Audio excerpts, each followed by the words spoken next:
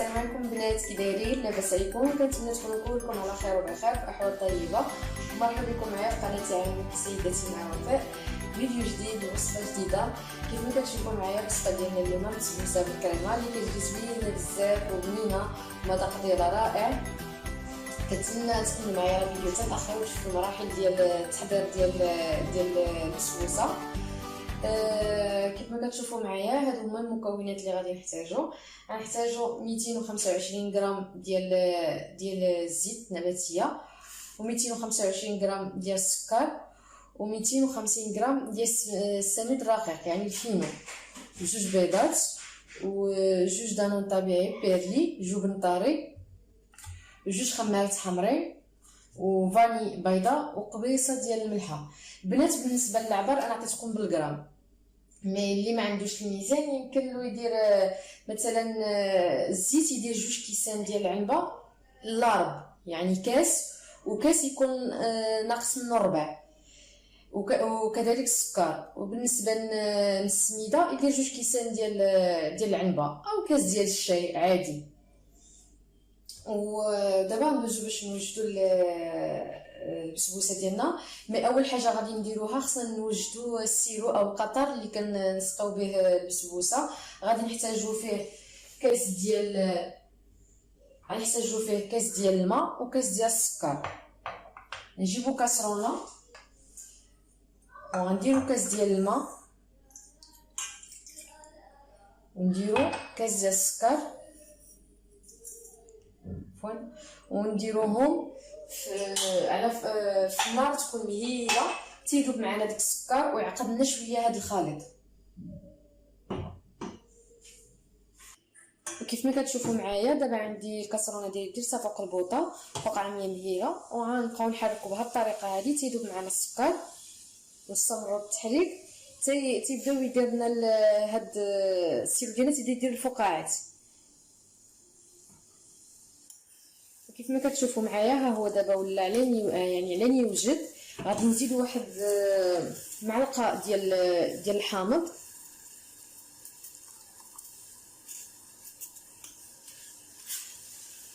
ودابا كنظن السيرو ديالنا واجد.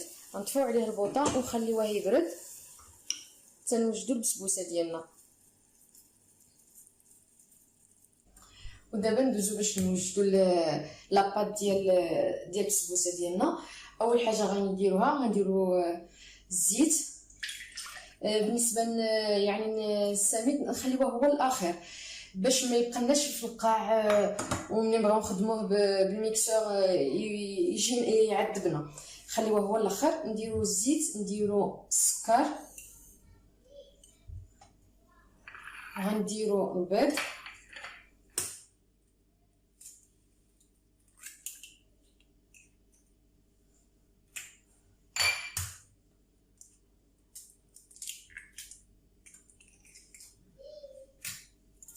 نديروا قبيصه د الملحه. ضروري البنات في هاد الوصفات هذه ديروا واحد القبيصه د الملحه باش كنقادو الذوق كنقادو الذوق ديال الحلوه ديالنا ولا ديال اي وصفه درناها. وغنديروا دابا ندير بيرلي،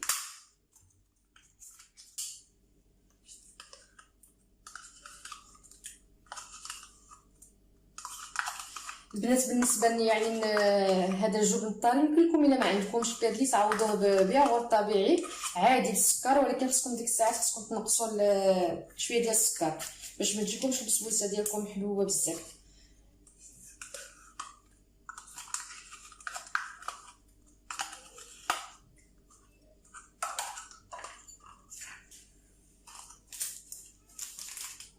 نديرو الخميره ديالنا،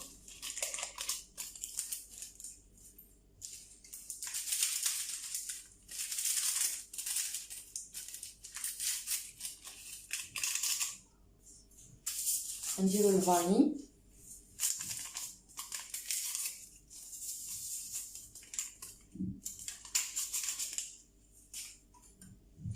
ونديرو السميد ديالنا. بالنسبه لهذا الخليط هذا البنات يمكن لكم تخدموه في مولينكس ولا عندكم ميكسور، يعني المهم انه يتطحن.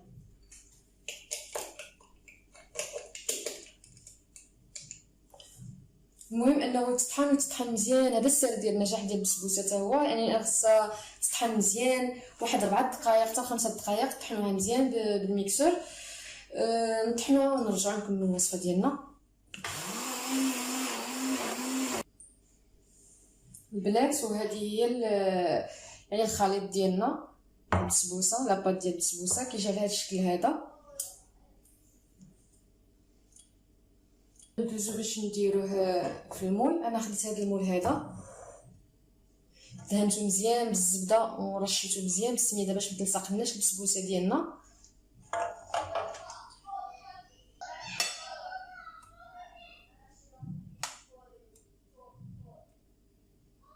بالنسبه لهذا المول هذا عندي فيه انا 24 سنتيم. الا عندكم كبر منه ديروه يعني 28 سنتيم. من الافضل يكون 28 باش يهز لكم هذا الخليط كامل.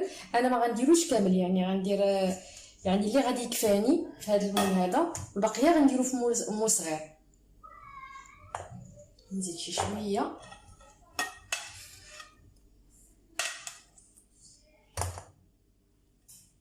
نتوما من الافضل تستعملوا مول يكون فيه 28 سنتيم باش يكون الخليط ديالكم كامل فيه. يعني بالنسبه لي انا هذا كافيني، هذا الخليط هذا اللي درت. تمشيوه بهذه الطريقه هذه باش يجيكم مزيان، باش تقادنا لاباط تجي مقاده، وندخلوها الفران درجه 160 درجه، ونرجع معكم باش نوجدوا الكريمه اللي غنديروها مع البسبوسه. بنات وهذه هي البسبوسه ديالنا من بعد ما خرجتها من الفران، هي باقا سخونه.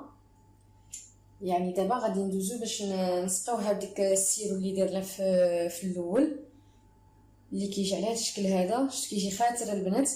راه ضروري خصكم تخليوها واحد 8 دقائق فوق البوطه يعني تيبدا يعقد شي شويه. الا خليتوه يعني فيه الماء ما غيخسر لكم البسبوسه ديالكم، ما يجيكمش زوين. سقيوها هكا مزيان، سقيوها. خذوا واحد العود كوردون ديال السنان وعاد تقبوها هكا مزيان باش السيرو يدخل فيها مزيان بهذا الشكل هدايا. ضروري البنات ما تسقيوها تكون الا خرجتوها من الفران، يعني تكون باقا سخونه، والسيرو اللي غتسقيو به او القطر يكون بارد. يعني سبقناه هو الاول، يعني صايبناه هو الاول باش كيبرد تنوجدوا البسبوسه ديالنا، لاباط ديال البسبوسه.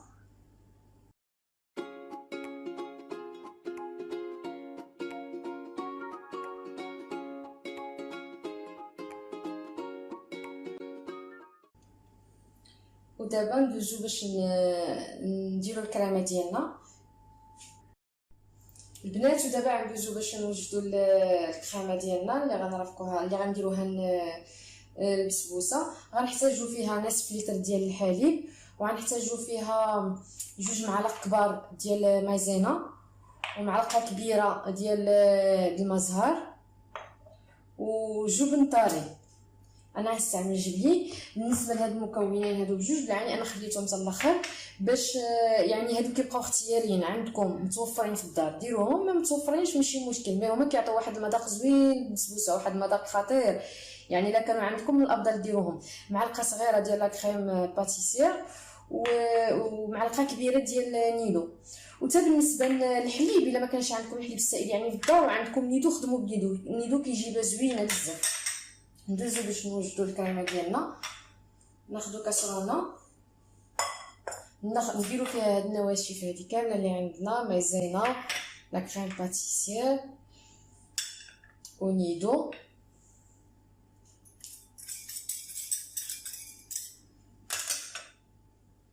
شفتوا كيما لاحظتوا معايا انا ما درتش السكر. الكريمه ديالنا غتكون بلا سكر حيتاش البسبوسه ديالنا لاباط ديال البسبوسه ديجا درنا فيها سكر بزايد كان، والسيرو يعني كنصايبوه بالسكر. يعني الكريمه بلا ما ديروا لها السكر كتجي زوينه بزاف، كيجي يعني داكشي متعادل. من بعد ما خلطنا المكونات ديالنا نزيدوا الحليب.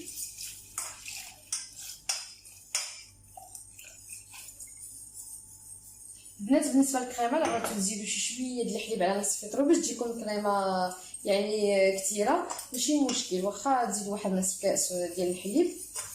ودابا غنديروا الكريمه ديالنا فوق البوطه باش تعقد.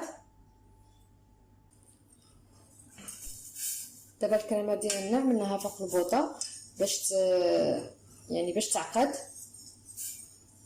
بالنسبه للعافيه خلوها يعني تكون متوسطه وتستمروا في التحريك بهذه الطريقه هذه.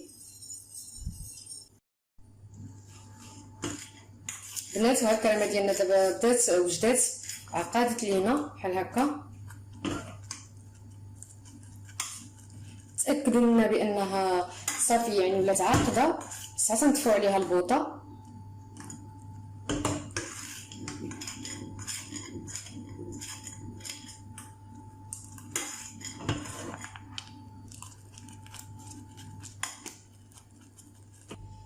ودابا ندوزو باش نديرو المزهر. نديرو معلقه كبيره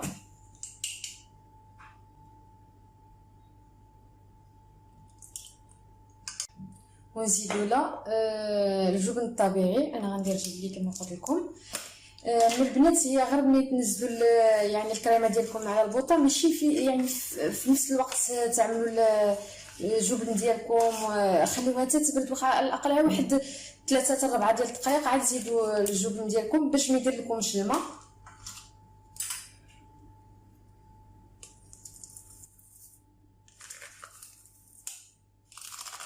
كل ما زدتوا يعني هاد الجبن هذا اللي كيكون طري، كل ما كثرتوا منه كتجي زوينه بصراحه. يعني الا بغيتوا تزيدوا شي شويه زيدوا ماشي مشكل.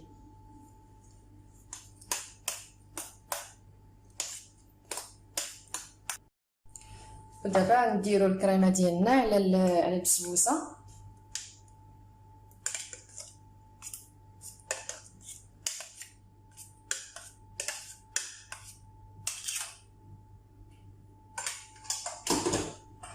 نديروا لاسباسيول ديالنا ونشيوها كامله. شتي البنات هاد الكريمه كتجي رطبه، كتجي ليس، يعني ما كتجيش حرشه.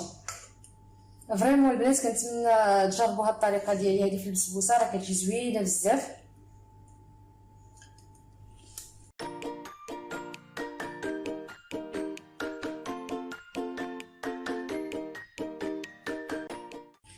البنات ونديروا بهاد الطريقه هكا بحال هكا باش الكريمه ديالنا تقادد.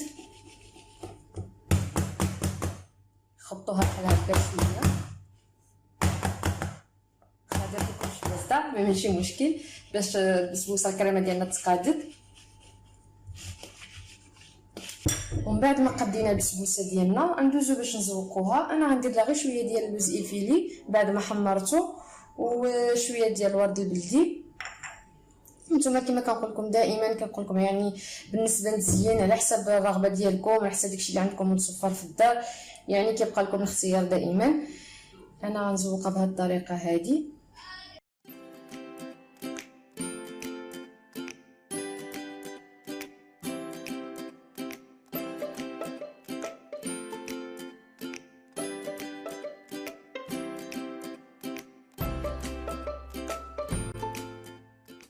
وهذه هي البسبوسه ديالنا من بعد ما زينتها على هذا الشكل هذا. كيف ما كنقول لكم دائما يعني التزيين كيبقى لكم نتوما اللي عندكم الاختيار، يعني كيبقى على حسب داكشي اللي عندكم متوفر.